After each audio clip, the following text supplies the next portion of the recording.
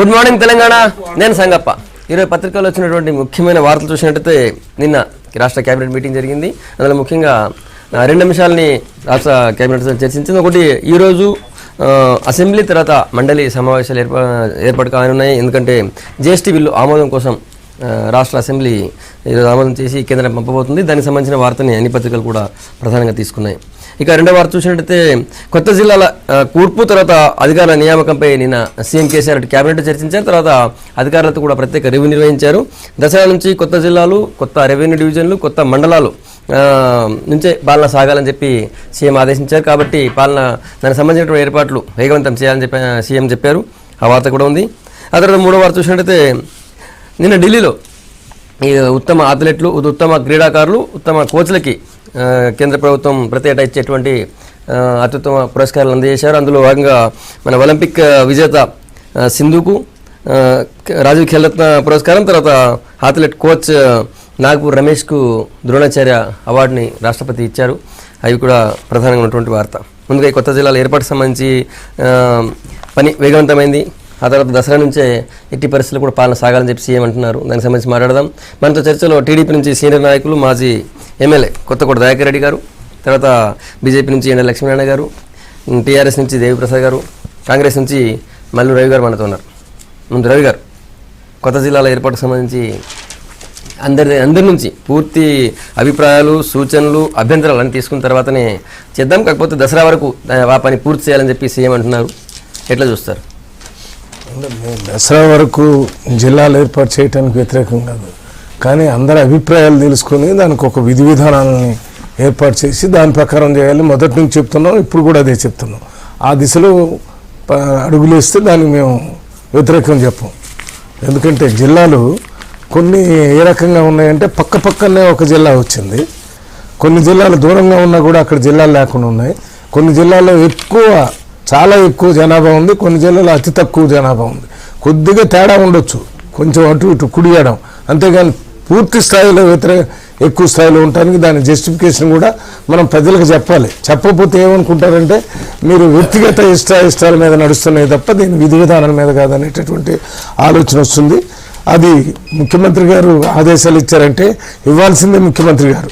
ప్రతిపక్ష నాయకులు ఇవ్వలేరు, లేకపోతే వేరే వాళ్ళు ఇవ్వలేరు. వాళ్ళు ఇస్తారు, ఇవ్వాల్సిందే.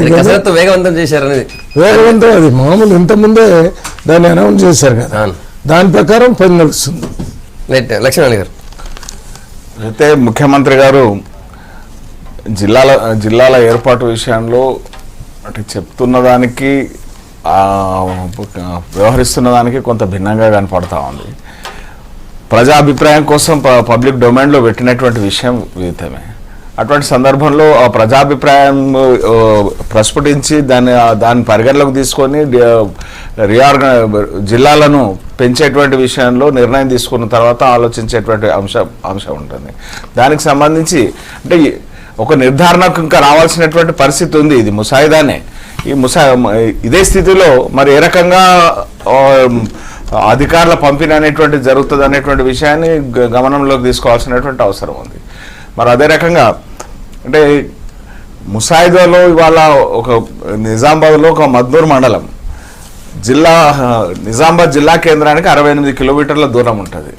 ఇవాళ ప్రకటించినటువంటి జాతీయ రహదారి ప్రకారం 4-way లేన్ అవుతున్నటువంటి పరిస్థితి ఉంది. 68 కిలోమీటర్ల దూరంలో ఉన్నటువంటి జిల్లా ఎగ్జిస్టింగ్ జిల్లా నిజామాబాద్ జిల్లాలో కొనసాగించాల్సిన దగ్గర ఇవాళ 113 కిలోమీటర్ల దూరంలో ఉన్నటువంటి కామారెడ్డిలో కలపడం వల్ల అంటే ఏదైతే ఫండమెంటల్ 70 కిలోమీటర్ల రేడియస్ లోపల ఉండాలనేటువంటి పరిస్థితి ఏదైతే ఉన్నదో దాన్ని అతిక్రమించినటువంటి వాటిని అన్నింటినీ కూడా అడ్రస్ చేయాల్సినటువంటి అవసరం ఉంది. అధికారుల నియామకం విషయంలో సరే ఇటువంటి ఇబ్బందులు ఎదురవుతాయనేటువంటిది అభిప్రాయం. రైట్. జయగిరెడ్డి గారు, ఆన్లైన్లో తర్వాత డైరెక్ట్గా ప్రజల నుంచి కూడా ఫిర్యాదులు వస్తున్నాయి. అవన్నీ చూసిన తర్వాత ఫైనల్ చేద్దాం. కాకపోతే మీరు వర్క్ వేగం చేయండి అన్నారు. నిన్న ముఖ్యమంత్రి గారు మాట్లాడే విధానం అయితే ఆ రకంగా కనపడలేదు. ఎందుకంటే ఒకవైపేమో ప్రజాభిప్రాయానికి తలవుకి ప్రజాభిప్రాయం ఎట్లుంటే అట్లా చేస్తామన్నారు. ప్రజాభిప్రాయాలు రావడం షురు అయింది. అదే ముఖ్యమంత్రి గారు మళ్ళీ ఒక స్టేట్మెంట్ ఇచ్చినారు నిన్న. అందరూ జిల్లాల ఏర్పాటు విషయంలో అందరూ సంతోషంగా ఉంటారు అన్నది. జిల్లాల ఏర్పాటు విషయంలో సంతోషం, ఇక్కడ ఉన్న అందరం కూడా సంతోషంగానే ఉన్నాం. కానీ చేసిన విధానం, ఎందుకంటే తెలంగాణ ఏర్పాటు చేసేటప్పుడు కూడా తెలంగాణ ఏర్పాటు చేయాలనేది ఏర్పాటు అయిన తర్వాత అందరం సంతోషంగానే ఉన్నాం.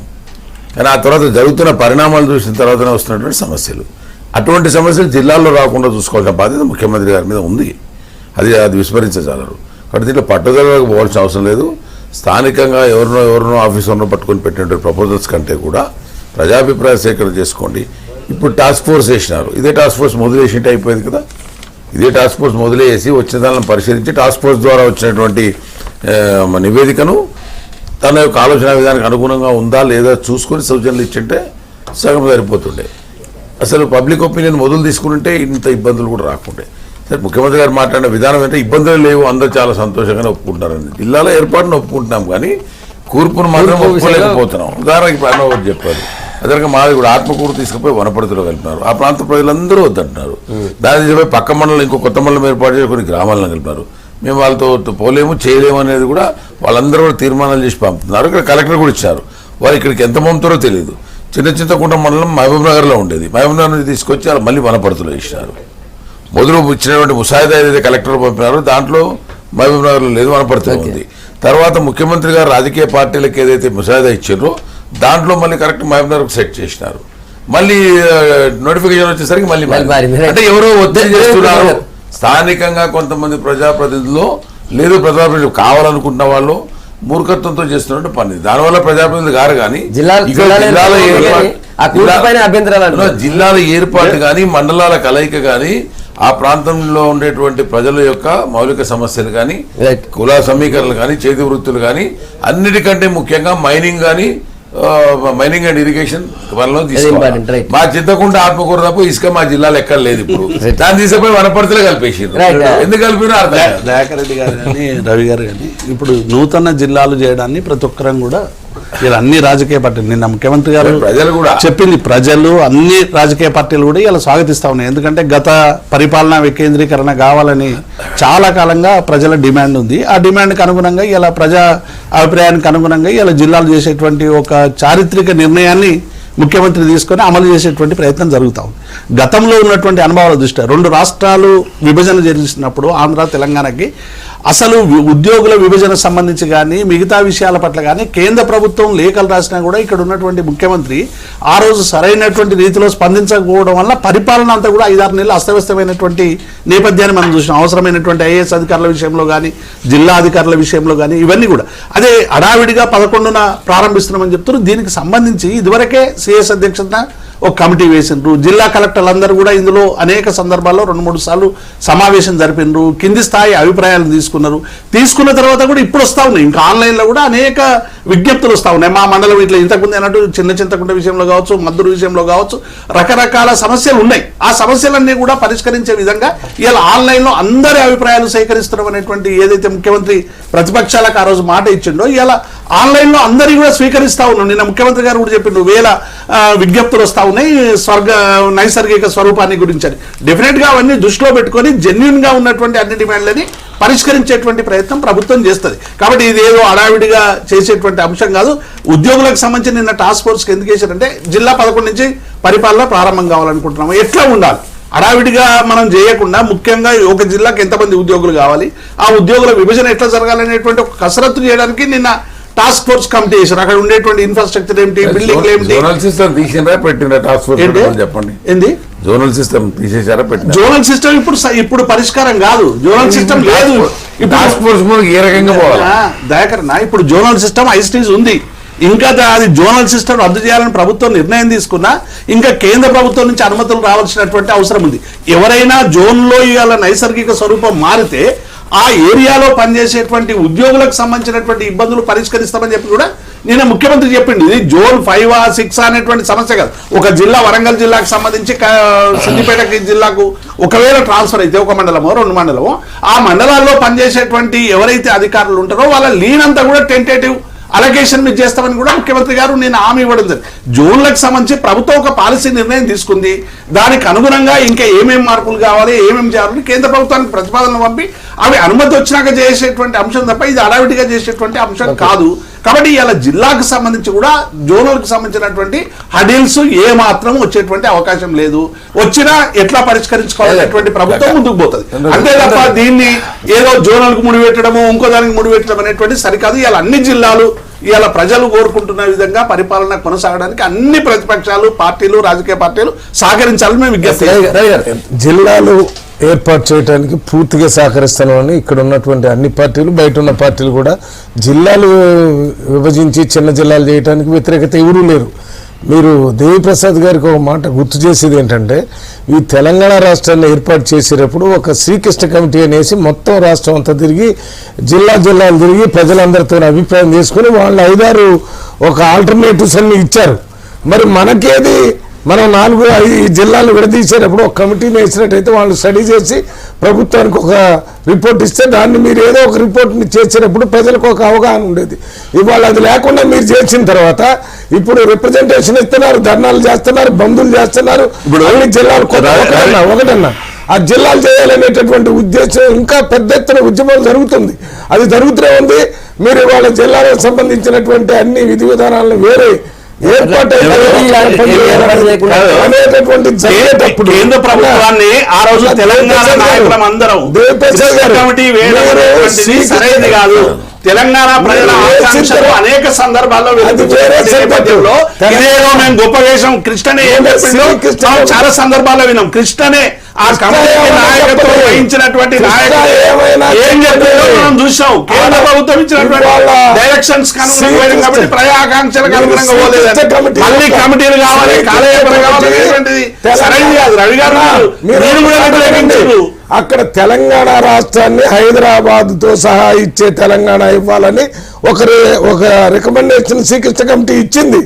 దాన్ని తీసుకున్నారు. దాని మీద చేర్పులు మార్పులు ఏదైనా చేయొచ్చు. అసలు మనకేమీ లేదు.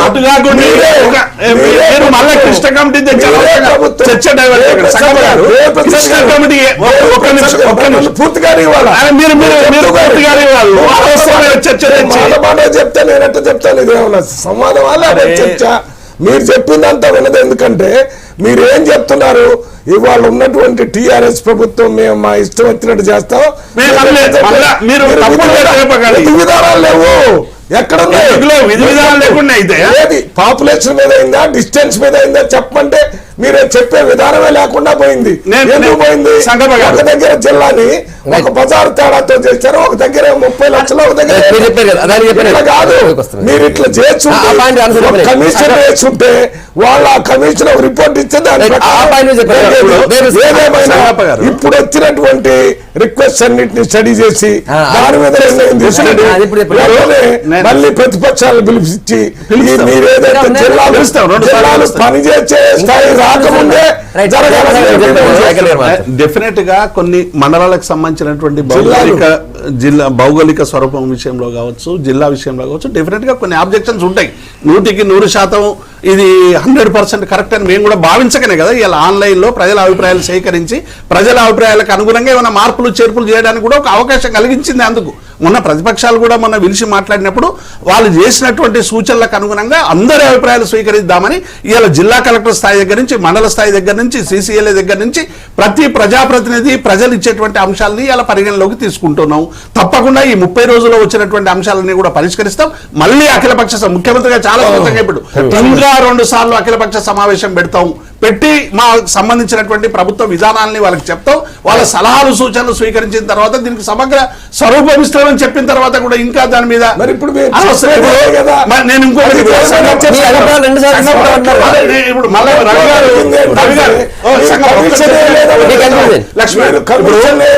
నేనేమన్నా మీరు స్వతంత్ర కమిషన్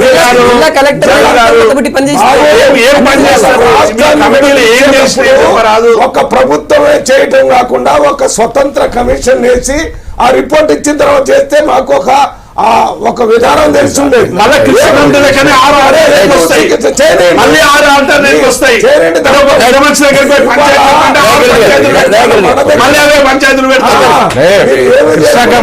శ్రీకృష్ణ కమిటీకి సంబంధించి ఏదైతే దీన్ని శ్రీకృష్ణ కమిటీకి జిల్లాల రీఆర్గనైజేషన్ కు పోలిక లేదు.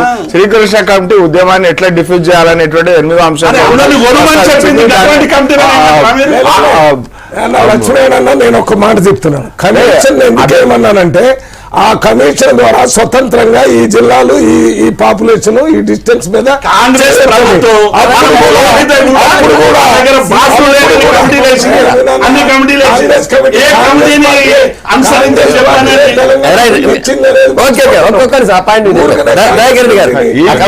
ఈ విషయంలో చాలా సందర్భాల్లో కాంగ్రెస్ ఏదైనా కమిషన్ వేసిందంటే విషయాన్ని దాటేందుకే అనేటువంటి నాటుకుపోయినటువంటి అభిప్రాయం కమిషన్ లేదు. గతంలో అనేక అనుభవాలు మీరు చెప్పన్నా ప్రజల అభిప్రాయం మేము కూడా చెప్పాం కదా. ఇక్కడ అభిప్రాయం మీద ఆయన అభిప్రాయం ఇక్కడ చెప్పారు. బాధాకరం ఏంటంటే జిల్లాలు ఏర్పాటు చేసేటప్పుడు జనాభానన్నా పరిగణలోకి తీసుకోవాలి. జనాభాతో పాటు ఆ ప్రాంతంలో ఉన్నటువంటి చేతివృత్తాలు కావచ్చు, కులాలు కావచ్చు, వీటితో పాటు అక్కడ ఉండేటువంటి మైనింగు, ఇరిగేషన్ ఇవి తీసుకోవాలి. అది జరగలేదు చాలా చోట్ల. ఉదాహరణ మా మహబూబ్నగర్ జిల్లాలోనే జరగలేదు. జూరాల ప్రాజెక్టు మొత్తం తీసుకెళ్లి వనపర్తిలో పెట్టినారు. ఇలా 69 జీవో కోసం నారాయణపేట 3 కాన్స్టిట్యూన్సీలు కొట్లాడుతున్నాయి. దాన్ని ఆల్రెడీ వచ్చిన దాన్ని ఇంప్లిమెంట్ చేయమని ఆ మొత్తం 3 పక్కకు పెట్టేసేసినారు. పెట్టేసి దాంట్లో నుంచి భాగాలు చేసేసి డివైడ్ చేసినారు ఇరిగేషన్ మొత్తాన్ని. ఉదాహరణ తీసుకొచ్చి ఆత్మకూరు ఎడ్వర్క్స్ ఏదైతే ఉందో జూరాలు మొత్తం కిందికి వనపర్తి కలిపినారు. నేను ఒకటి మౌలికమైన ప్రశ్న, రేపు పొద్దున్న ఎవరైనా కోర్టుకు పోయినా లా ప్రకారం పోయినా జూరాల ప్రాజెక్టు మహబూబ్ నగర్ జిల్లా ప్రజలకు మాత్రమే ఉపయోగపడాలనేది వర్డ్ ఉంది. దాన్ని ఏ రకంగా ఎదుర్కొంటారు? ఎదుర్కోగలగాలి. మరి అదే నేను చెప్పేది. ఇవన్నీ మార్చాలి, ఇవన్నీ మార్చాలా? మార్చాలని మహబూబ్నగర్ జిల్లా పరిధి దాటినేటివి ఏమైనా వచ్చారు అప్పుడు ఏం చేస్తాము? ప్రాబ్లం వస్తే రాదా? మరో ఆర్టీగా దాన్ని తీసుకొచ్చే ప్రయత్నం. ఒక నిమిషం. రెండవది మైనింగ్ మొత్తం కూడా ఇవాళ మహబూబ్నగర్ జిల్లాలో మొత్తం మాఫియా సర్వనాశనం పట్టింది. మైనింగ్ అంటే ప్రజాప్రతినిధులం నేను ఒకరినో కాదు, నేను కూడా ఉండనేమో దాంట్లో అందరం. కాబట్టి ప్రజాప్రతినిధులు అందరం కలిసి గబ్బు లేపినాం. ఇవాళ ఇంత వర్షాభావ పరిస్థితులు నీళ్ళు లేకుండా అయిపోయిన కారణం అది మా జిల్లాలో. దాన్ని ఎంత మొత్తుకున్నా హైకోర్టు మొట్టికాయలు పెట్టినా మళ్ళీ ఆ మైనింగ్ ఒక వైపు తీసుకొచ్చే రకంగా చేశారు. ఒకటి మాత్రం కసరత్తు, మీరు రవి గారు ఎంత తప్పుగా మాట్లాడుతున్నారంటే ముఖ్యమంత్రి గారు కసరత్తు చేయలేదు, కమిషన్ అంతర్గతంగా ఆయన కమిషన్ వేసినాడు. వేసిన తర్వాత రేపు రాబోయే రోజుల్లో ఒక పార్టీతో టైప్ కావడానికి కావాల్సినటువంటి విధంగా ఒక పార్టీకి టైప్ కావాల్సిన విధంగా ఆ సీట్లు ఆ రకంగా సెటప్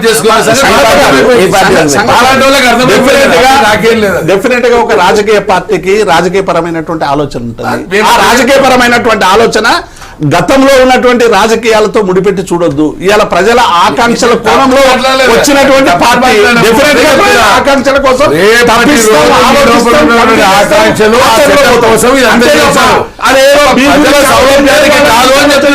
డెఫినెట్ గా మా ప్రజల సౌలభ్యానికి కాదు చేయకుండా ఎట్లుంటాం?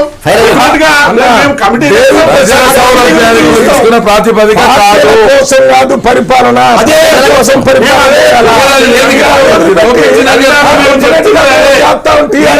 గతంలో కోసమే చేశారు.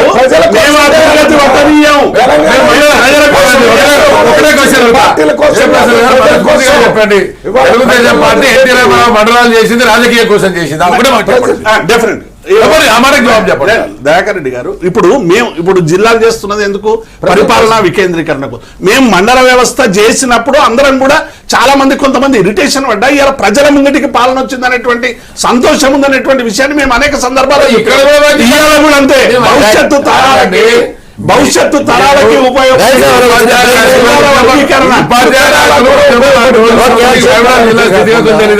నారాయణపేట జిల్లా ఎందుకు చేయలేదు? మీరే చేసి ఉండాల్సింది. అన్ని జిల్లాలు చేయాలని ఉంటుంది. వనపర్తి నేను ఒకటే మీకు ఈ జిల్లాలు కావాలి ఇచ్చేటువంటి పరిస్థితి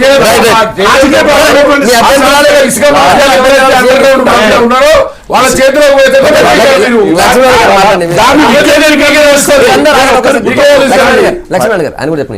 పరిపాలన వికేంద్రీకరణ ఒక అంశం, పరిపాలన అనేటువంటి చిత్తశుద్ధి జరపాల్సినటువంటి బాధ్యత మరొక అంశం.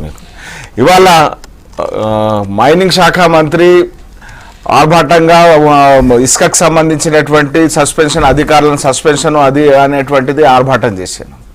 ఇవాళ ఇక్కడ కాంట్రాక్టర్లు అక్కడి నుంచి ఇసుక మహారాష్ట్ర నుంచి తీసుకొచ్చి దాన్ని యథేచ్ఛగా అక్రమ రవాణా చేస్తూ ఉంటే నిర్లక్ష్యంగా చూస్తున్నటువంటి పరిస్థితి ఉంది.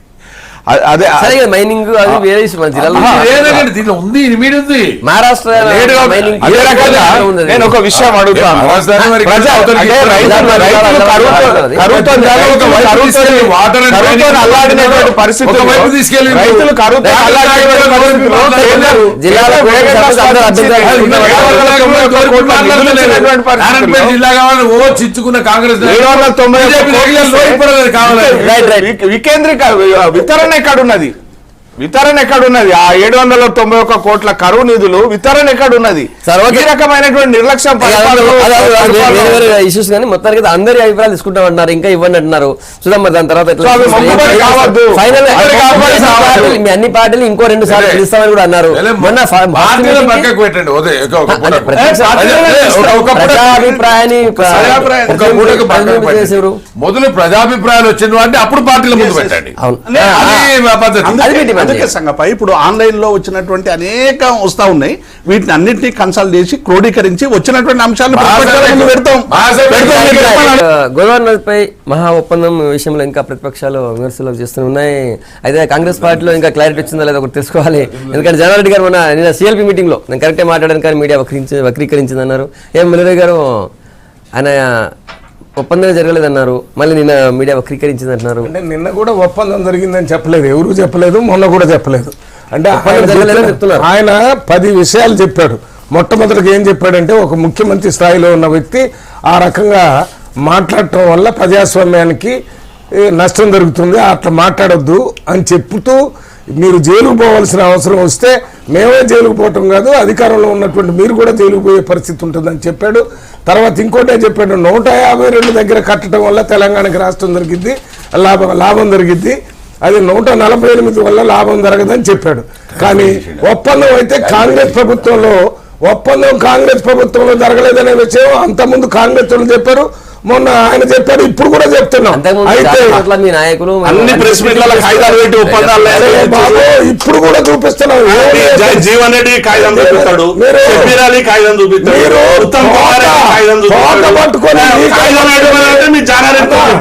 నెమల ఈకలు పట్టుకొని నెమలు చూసినా అరిచినట్టు మీరు ఈ మన జానారెడ్డి గారి గురించి అక్కడ నమస్తే తెలంగాణ పెద్ద హెడ్డింగ్ పెట్టి అక్కడ కవిత నేను చెప్పేది పెట్టిన తర్వాత జరిగేది. డిఎస్ గారు పెట్టి అదే కరెక్ట్ అంటే, ఆయన చెప్పినవన్నీ కరెక్ట్ అయితే అది కూడా కరెక్ట్. ఆయన చెప్పినవన్నీ వదిలిపెట్టి మీకు అనుకూలంగా ఉన్నటువంటి ఒక మాటను తీసుకొని దాన్ని పెద్దగా చేస్తున్నారు అనేదే నిన్న మా సిఎల్పిలో జరిగిన చర్చ. కూడా ఎక్కడ కూడా పేపర్లు చూపిస్తే పేపర్లు ఏంటంటే చూపించింది, ఆడ 152 మీటర్ల ఎత్తుకు సంబంధించిన డిజైన్ల మీద మీరు పనులు చేస్తున్నారు, టెండర్లు పిలిచారు, ఇది ఆఫ్ చేయాలని అక్కడ ఉన్న ముఖ్యమంత్రి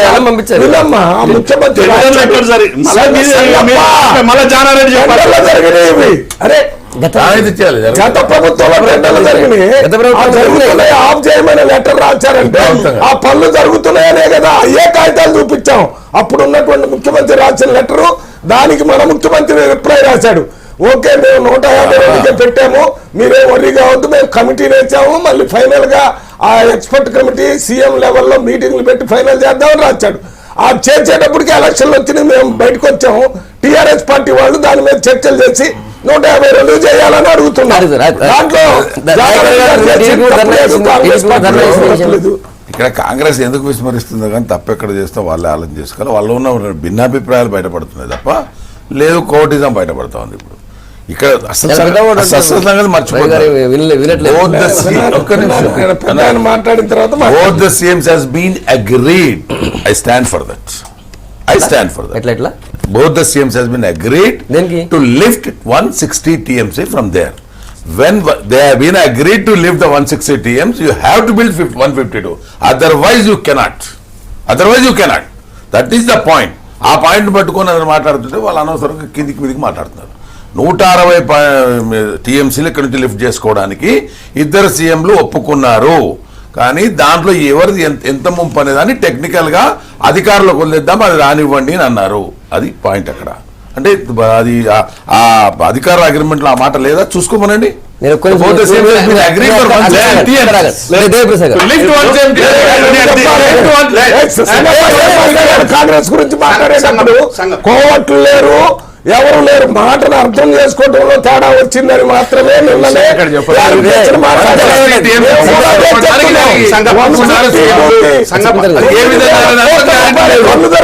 వాళ్ళు తెచ్చుకోలేదు. అది మేమనేది ఏంటంటే మీరు దాన్ని 152 కోసం మీరు ప్రయత్నం చేయకుండా 148 చేసి ఇదే చరిత్రాత్మకమైందని చెప్పి గారు 160 తీసుకోవడానికి ఇద్దరు సేమ్ ఒప్పుకున్న మాట వాస్తవమా కాదా? అధికారుల దగ్గర పెట్టి అధికారులు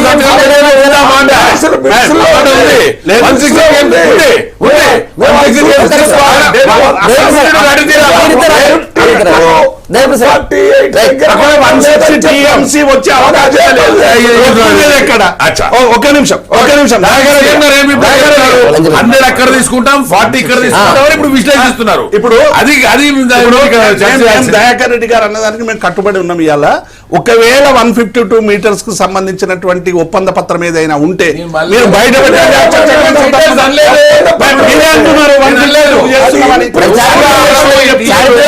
తీసుకోవడానికి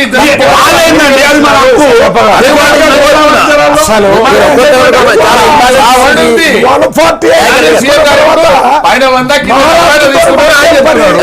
అప్పుడేమో 160 తీసుకోవడానికి గోదావరి నీళ్ళను 148 దగ్గర కట్టుకొని తీసుకునేది మన హక్కు. నువ్వే చరిత్రాత్మకమైనటువంటి నిర్ణయం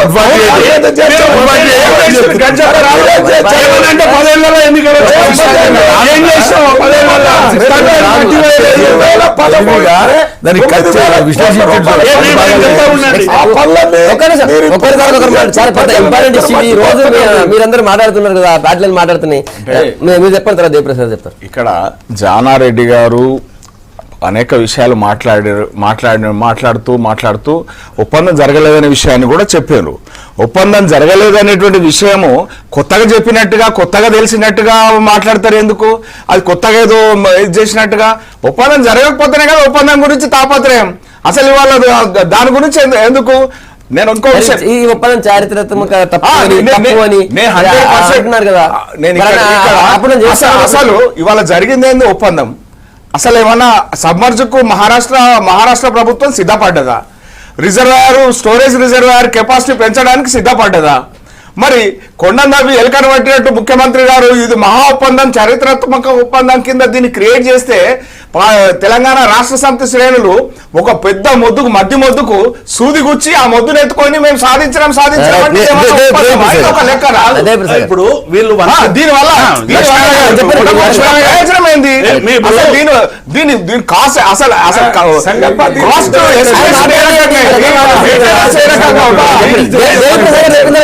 ప్రజల్ని మోసం చేయడానికి ఈ సబ్జెక్ట్ తీసుకొని దీని మీద చర్చ ఒక విషయం అడుగుతాను. ఇవాళ ముఖ్యమంత్రి గారు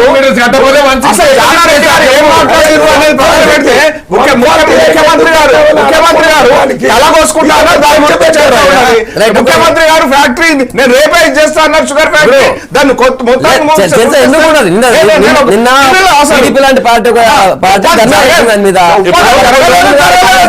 మాట్లాడుతున్నారు, ప్రజలందరూ తెలవాల్సిన అవసరం ఉంది. 152 మీటర్ కు సంబంధించినటువంటి ప్రతిపాదనలు చాలా కాలంగా ఉన్నమాట వాస్తవం.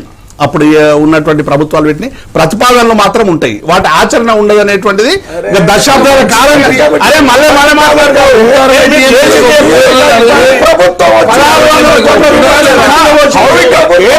చారిత్రాత్మక ఒప్పందం అయితే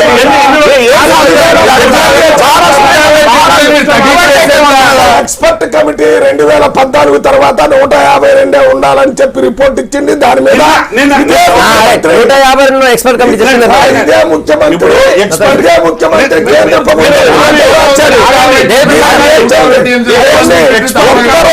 యూటర్న్ చేశాడు. ఒక్క రోజులో పోయి తిరిగి వచ్చిన తర్వాత దీన్ని 50 సార్లు ఇక్కడనే కూలబడి నడవలేక మీరు చర్చలు జరిపారు. మీకు నడవడమే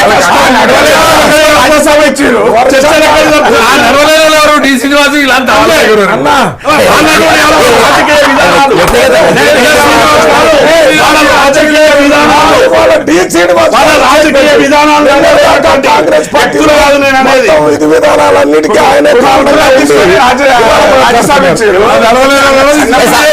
సబ్జెక్ట్ దగ్గర ఉండండి సార్. 152 మీటర్లకు సంబంధించినటువంటి చర్చలకు ఇప్పుడు బీజేపీ పార్టీ సంబంధించినటువంటి ముఖ్యమంత్రి మనం చాలా స్పష్టంగా చెప్పిండు. 2 రాష్ట్రాల మధ్య వివాదాలు ఉన్నప్పుడు వీటికి సంబంధించినటువంటి ఘర్షణ నివారించడానికి ఒకరు మ్యూచువల్ అగ్రిమెంట్ చేసుకొని ప్రజల ఆకాంక్షలకు అనుగుణంగా ఏం చేయాలనేటువంటి ఆలోచనలో భాగమే ఇది చారిత్రాత్మక ఒప్పందం అంటున్నారు.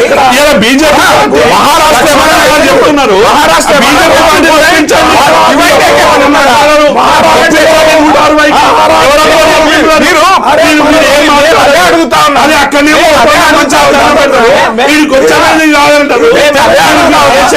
మేము అదే అడుగుతా ఉన్నాం, అసలు ఈ రీడిజైన్ అనేటువంటిది ఎంతవరకు సమంజసం? రీడిజైనింగ్ అవసరం అనే చేస్తున్నాం. 1600 మీరు దశాబ్దాల కాలంగా వాస్తవమైనటువంటి దృక్పథాన్ని వ్యవహరిస్తా ఉన్నారు, ప్రజలను మభ్యపెడతా ఉన్నారు. ఓన్లీ 3000 హెక్టార్లు ముంపు, దాంట్లో ఫడ్నవీస్ ఫ్యామిలీస్ ఎక్కువ ఉన్నాయి. ఆయన ప్రతిపక్ష నాయకుడుగా వాళ్ళ కోసం పోరాడినాడు. ఇలా ముఖ్యమంత్రి అయినాడు, సాధించుకున్నాడు. అంటే మీరు- కానీ తెలంగాణ ప్రయోజనాలు మాత్రం ఫడ్నవీస్ ఫ్యామిలీ మీరు మీరు ఫడ్నవీస్ ఫ్యామిలీ ఈ రకమైనటువంటి బేస్లెస్ ఎలిగేషన్ సమంజసం కాదు. మీరు వెళ్ళి తీసుకురండి, ప్రూఫ్లు ముంగట పెట్టండి. ఫడ్నవీస్ ఫ్యామిలీ మరి తీసుకురండి. ఇప్పుడు ఫ్యామిలీస్ అంటున్నారు. అంటే ఫడ్నవీస్ అంటే ఫడ్నవీస్ ఒక్కడే కాదు, బీజేపీ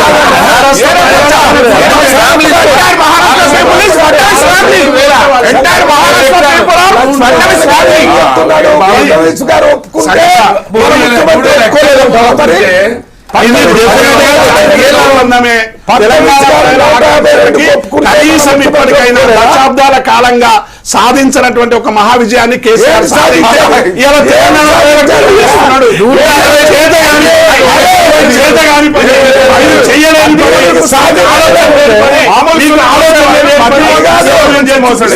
వర్షాకాలంలో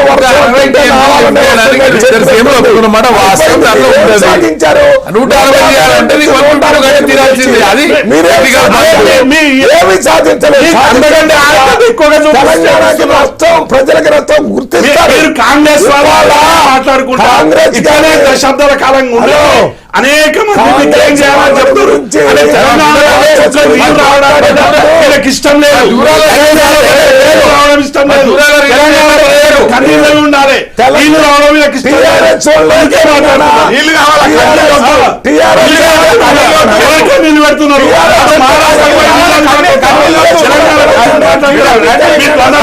ప్రతిపక్షాన్ని తీసుకెళ్ళండి. మీరు